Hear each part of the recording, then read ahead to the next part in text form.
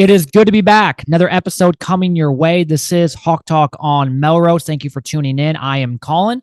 Going back to our roots here a little bit, going to talk some Hawkeye football. It's been a minute since we have done that. It's been mainly Iowa women's basketball this past month, which rightfully so. What an incredible ride that was with Caitlin Clark and company.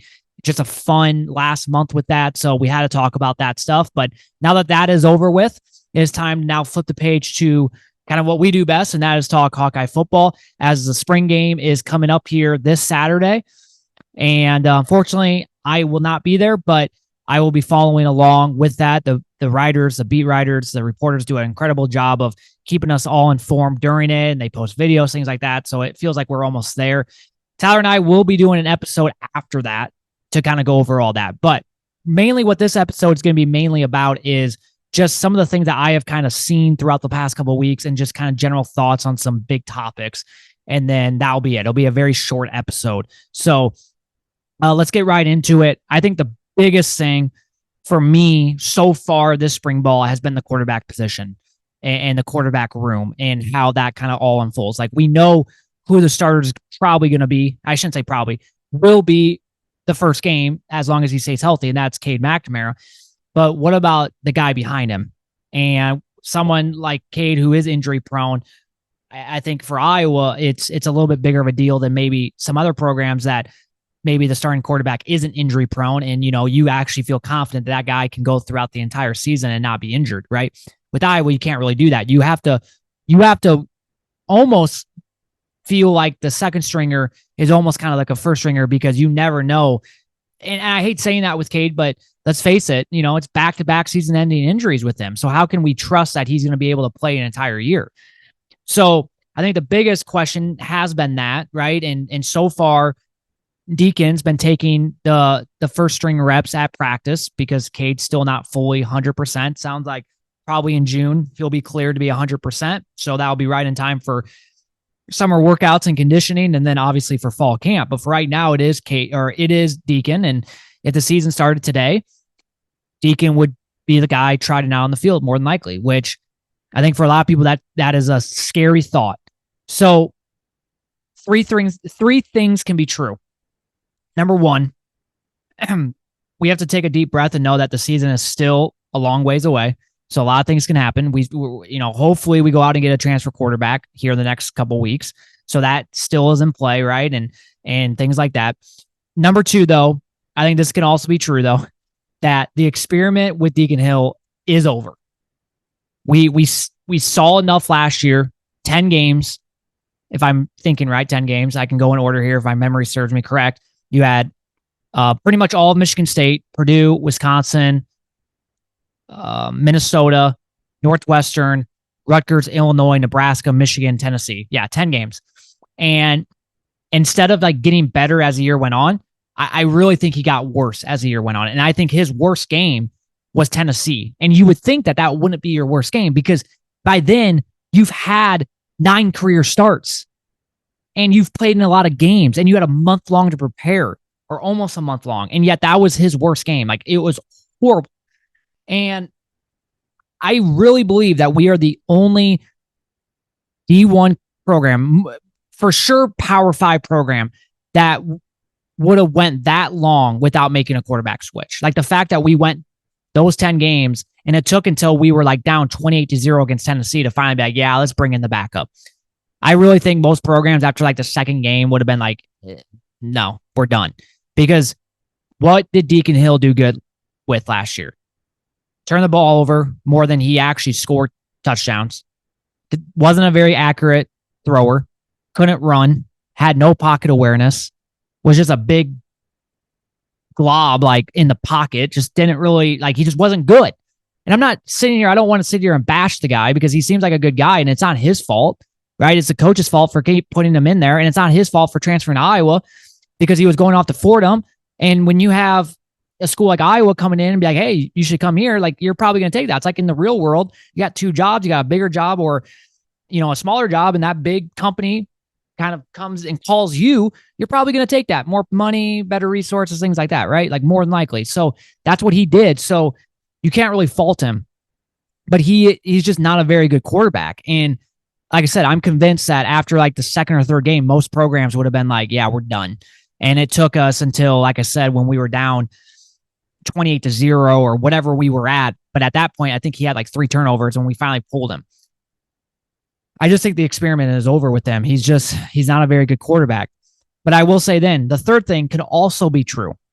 And I know people aren't going to want to hear this, but maybe, just maybe, he's improved a little bit now with an actual quarterbacks coach, with a quarterback coach that actually played that position in college and was pretty good at it.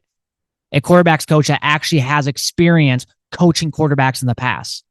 Maybe there is going to be a little bit of an improvement, because I still think that you can say that the worst decision that Kirk ever made was moving Brian to OC, but I believe his worst decision was moving him to quarterbacks coach, a guy that had no experience, didn't play that position. I thought that was a horrible move when Kirk did it, and it showed, because you saw the quarterbacks in the last few years not good, right? And there's been no improvement by any of the quarterbacks. It really makes me wonder, like, what did Brian do during practice? Like, what did he teach them? I thought it was funny that they did like a Tim Lester mic up on, what was it, last Friday. Never saw that with Brian. I wonder why. So all I'm saying is that there might be a chance that with an actual quarterbacks coach, maybe he can improve. Now, I don't think, even if there is some improvement with him, don't get me wrong, I hope to not see him on the field. But I'm just saying that there is that possibility that maybe, just maybe, he is a slightly better with an actual quarterbacks coach. So we have to put that into play as well. And I'm going to be curious to see how he looks on Saturday at the spring scrimmage. The heck, that's weird. If you're watching this on YouTube, a thumbs up just went on my screen. I don't know how that happened, but here we are. So for me, then, that's why, like, I think the transfer portal window is very vital for Iowa when it comes to the quarterback position, because I really do think Iowa needs to go out and land a transfer quarterback here in the next couple of weeks. I really do think that. Clearly, Marco is not quite probably where they want him to be at in this stage of his career. You think after a year in the program and, things like that you would think that he'd be able to beat out a quarterback that was awful last year, but he's so far hasn't. So what does that tell you? Does that tell you that maybe he's not very good? Like, I don't know. Or do they just not maybe trust him fully yet? I have no idea. Like, that's something that, like, I guess we will never know, but that, for me, that's why it's like we need to go out and we need to land a transfer quarterback, because, man, like, if Cade does go down, which very well could happen, I hope it doesn't, but it could happen, do we have someone that can be a reliable backup? Because I think most Iowa fans, including myself, do not want to see Deacon Hill trot back out there, because we saw the 10-game experiment last year. It wasn't good. So can we just go out and get somebody? Or can, hopefully, if not, then can Marco at least step up, and someone that at least can make a play out of nothing by running the football, like things like that? I don't know. And then let's switch to the wide receivers, and kind of another big piece of the storyline, and that is just, Jacob Bostick transferring yesterday. For me, my initial thought, and I tweeted this, was I think, I wish him nothing but the best, but I think it might be the best thing for him, because it just seems like he's always hurt. Like, I had somewhat high expectations for him, but at the same time, it's like, man, he always gets hurt. The last 2 years, he was just an injury machine. And how can you love something or be sad about something when you've never experienced it or never had it? And what I mean by that is, like, we've never really seen him on the field do good, because he's always been hurt. So, I mean, I can't really sit here and be like, oh my gosh, doom and gloom, season's over because Jacob Bostick is transferring. Like, no, we just got to move on from it, because we don't really know if he would have been that good anyways, right, for us. But yeah, I really think, for him, it's probably the best move, just to, get out and go somewhere different. It kind of reminds me of like Jack Nungy. Remember, Iowa basketball player, was always hurt. He finally just left, because it's like, maybe going someplace else might be the best thing. And he was really good at Xavier. So maybe that's what Bostick needs to do. And so I don't fault him for wanting to leave. I did find it kind of strange that he met with the media just like 5 days ago and was raving about the new offense, about Tim Lester, about just the wide receivers room. And then 5 days later, you transfer. I don't want to speculate, but I have a feeling like two things might be true, that the two freshmen from last year, Jarriett Bowie and Dane Howard, have been impressing to the point where like maybe he knows that he might not play much because they might have surpassed him. Because I've heard nothing but good things about those two guys. Now, once again, it's practice. I get that. They have to go out on the field and actually prove it. But I have heard that both of those guys have been doing really good. So that makes me, maybe that's a reason. Or maybe he knows something that we don't, and maybe they are going to be pursuing a wide receiver in the next transfer portal window, or I should say in the current transfer portal window. And maybe he's just like, I'm going to be out. Like, I don't want to deal with that, because if they're going to land somebody, they're probably going to be ahead of me anyways on the depth chart, blah, blah, blah. So I could see that being the case as well. But I don't think it's the end of the world. Now, I do think, though, only having 5 scholarship wide receivers, especially with the unproven talent with those 5 guys, besides the top 2 guys, is a little bit of a cause of concern, because 2 of those guys is Dane Howard, Jarriett Bowie. Once again, both freshmen from last year, both haven't played in game action and been played in meaningful snaps. So how do we know that they're going to take that next step? Yes, they could be doing great in practice, and man, these guys, look out for them. But how do we know that's going to translate to the game when there's 70,000 fans staring down on you? Now, I am really excited for Kaleb Brown. I keep saying that on this show, that I think he is poised to have a massive, massive year for Iowa. I think Iowa, or I should say Lester, is going to utilize Kaleb Brown similar to how he utilized Sky Moore when he was at Western Michigan. They are the same type of wide receiver, both not very tall, quick, right? They are literally like the same type of person, type of player, type of wide receiver. And I really think, and Sky Moore, who got drafted to the Chiefs, by the way, had a great college career at Western Michigan under Tim Lester. I think we're going to utilize him similar to that. And I think Kaleb's going to have a massive year for Iowa. And I think he knows that. I follow him on Instagram. Someone was asking him how he likes the new offense, and he just coming back. It's fun, to say the least. And just some of the other things that he has said, like last week, he talked about the new offense and how the new routes and getting guys involved and things like that. I think he knows that he's poised to have a big year, and I think Lester's gonna find ways to get him the ball and get him involved. And then you have Seth Anderson, who it's so weird with him, because you saw like the beginning of last year how well he did, and then it kind of just went down. You had obviously the 40-yard touchdown to start off the 2023 season, like the second play of the game against Utah State. And then the Iowa State game, although it wasn't a touchdown, if K doesn't overthrow him, he would have had an 80-yard touchdown. He did a double move on one of Iowa State's defenders. I don't know if it was TJ Tampa or not. Might have been the other corner, but he did a double move. Great move. And he was wide open down the field, and K just simply overthrew him. If he doesn't, that's an 80-yard touchdown. And so that play alone, even though we didn't capitalize, speaks to like what he is capable of. And I'll keep saying this. Brian did a horrible job. Like, let's just face it. Brian was not a good offense coordinator. I think we can all agree on that. But he did an awful job in using our playmakers and finding ways to get them the ball. I don't know if it was a refusal or just he didn't know how to. Like, it made zero sense. Like, here's a couple examples. I mean, yes, you could use Seth Anderson as an example, but I'm going back to like the last how many years? Tyrone Tracy, right? He goes to Purdue. They find ways to utilize him, right? Charlie Jones, that's a big one, right? You saw him at Purdue, how good he did. And it's like, oh my gosh, why did we not do this with him last year? You got guys like Brandon Smith, Emir Smith-Marset, who's now in the NFL. Like, we just did not know how to utilize these players. And I remember Chris Williams and Chris Hassel, when they did an instant reaction with Kaleb Brown committed to Iowa, I remember them talking about that. They said, Iowa fans need to slow down a little bit, because they need to realize in the past, Brian Ferentz has not been good at knowing how to get the playmakers the ball. And so how do we know that it's going to change with Kaleb Brown? And we were just hopeful that it would, and it clearly wasn't. Because even last year, man, like it took until like the back end of the season to finally even start throwing it to Kaleb Brown. And he was our best wide receiver. Like he was the most talented and the best wide receiver in the wide receiver room, which isn't saying much because our wide receiver room is usually always not great, but he's good. Like there's a reason why, he went to Iowa State and was a highly rated recruit. And it took, like I said, until damn near like the Northwestern game, which was, what game was it? October 31st or November 1st was that game. Took until then to finally start throwing him the ball. Like, what are we doing here?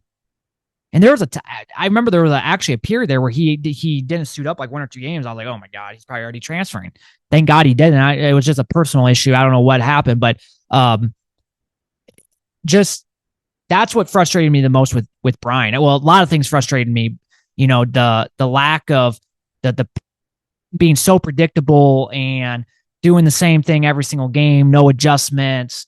Those things really annoyed me. The route trees, not utilizing playmakers, all that was very annoying with Brian, and we certainly did not do that. Like I said, we did not do that last year. But going back to the wide receiver room then, so yeah, you got those guys, you got the freshmen, you got Caden.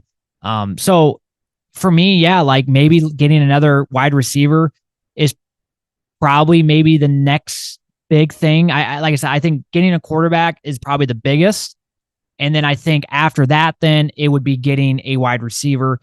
And because to me, it all depends on if Jarriett Bowie and Dane Howard do take that next step and they can be reliable wide receivers for us, then you have them two, you have Seth Anderson, you have Kaleb Brown, you have our tight ends, right? You got some other players, Caden, you got, but so if that's the case, then maybe it's like, okay, we don't necessarily need another wide receiver, but once again, we don't know though if they're going to be able to take that next step. And so at that point, then it's like, yeah, maybe we do need to go out and get a reliable transfer. I keep saying like an X wide receiver, a guy that's like 6'2", 6'3", 6'4", that could stretch the field. That would be huge, but it is what it is. And I also want to bring up too that another wide receiver, or now he is going to be a wide receiver, is Terrell Washington Jr. He was a running back for us last year. He was a freshman last year. He was originally committed to Purdue. He decommitted like at the last second, came to Iowa. And I mean, our wide receiver, or our running back room is just so deep. I mean, you got Caleb Johnson, you got LaShawn Williams, you got Jasmine Patterson, you got Moulton, and then you got Terrell Washington. Like, it's just so deep. And unless there's injuries, which hopefully there's not, a lot of those guys just probably won't see the field much. So what do? Lester plays it smart. Let's move Terrell Washington, who, go back to high school and you watch his film, caught the ball a lot. He was a pass catcher as a running back.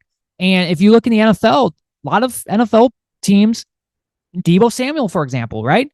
He's more of like a running back, but he plays wide receiver. Now, he is a wide receiver, but what I'm saying is like he's a guy that can play running back, like if he really wanted to, right? And so with Terrell Washington, what you can do is you can run those 2-3 yard passing plays to him, right? And it can turn into a 10-yard passing play with his agility, with his quickness, with his speed as a running back, right? Or you can do motions with him, different things like that. So I think honestly, it's a no-brainer. You can always move him back to running back if you need him to.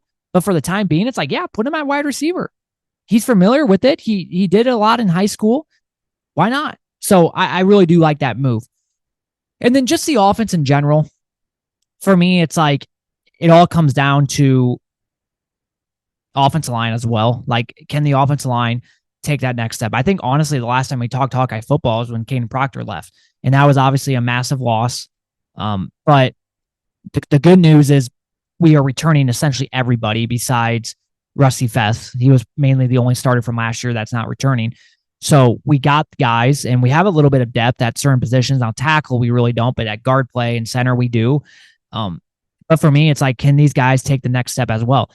I said it, I think, on the last podcast. Maybe I didn't.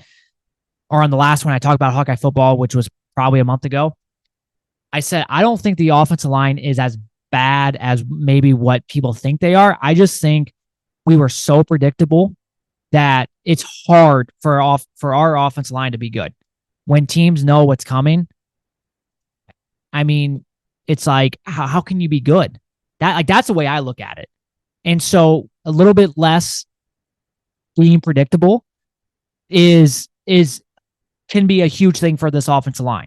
Now they still have to obviously step up and improve and things like that, but it can definitely help. And I think with this offense, and I'll kind of end it here, and I'm mainly talking offense this episode because let's face it, that's been kind of the story of this spring ball. Now, the defense, we can talk about the defense a little bit too, and we talk about the defense on Saturday, but there really hasn't been much talk because it's pretty much rounded out like who we have. We got experience there. There's really not much to talk about. But yeah, with this offense, for me, I think going into next year, like when we get to a game, what's going to change is the playbook, right? Like it sounds like Kirk's letting Lester run what he wants to run, which is a good thing. There's new routes, new route trees, way more motion. That I can confirm, like that is 100% a thing. Like more motion, a lot more pre-snap motion, kind of keep the defense on its heels.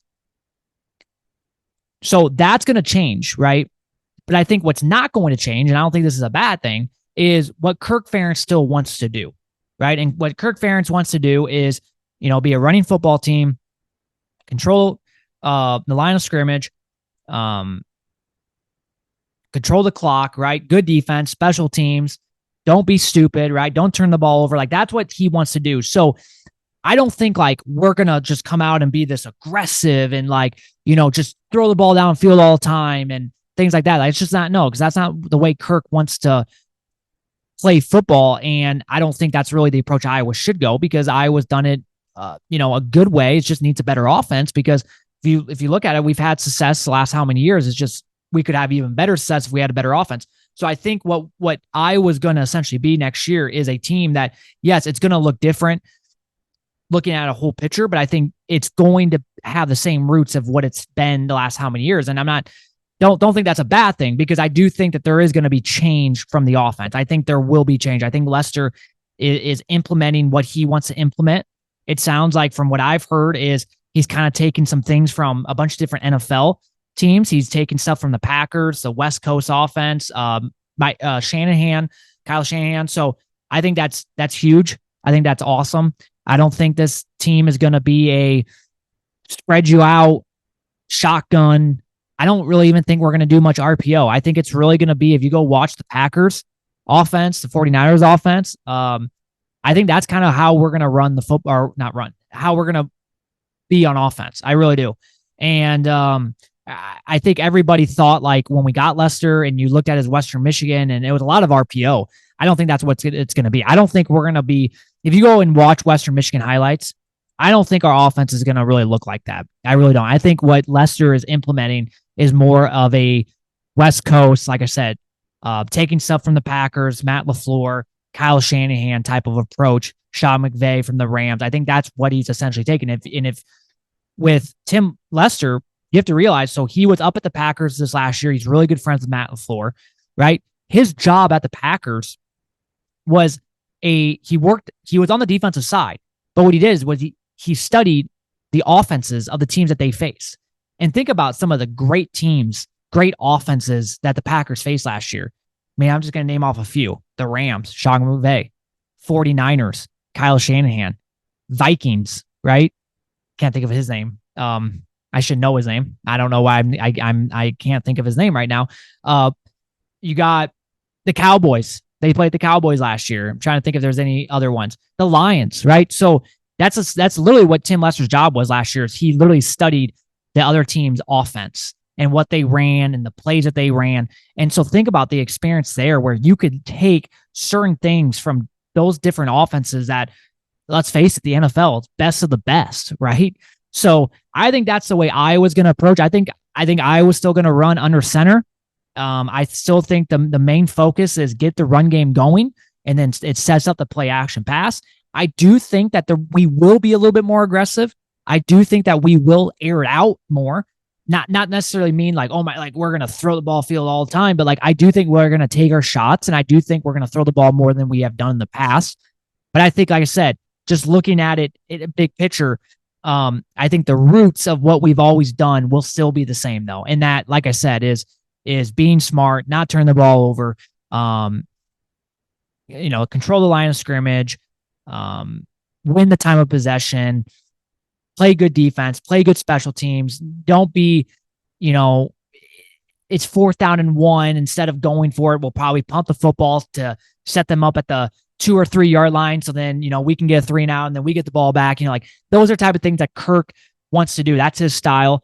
And we've won a lot of football games that way. Unfortunately, our offense has been pathetic along the way. And unfortunately, we've been an embarrassment offensively, but we have won a lot of football games. So I do think that will stay the same. So trying to think if there's really anything else. I mean, if there is more stuff, Tyler and I are going to cover it on Saturday when we record a podcast.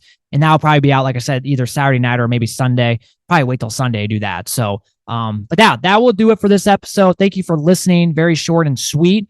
Make sure you stay tuned for our next episode coming out later this week. And until then, have a good rest of your week and go Hawks.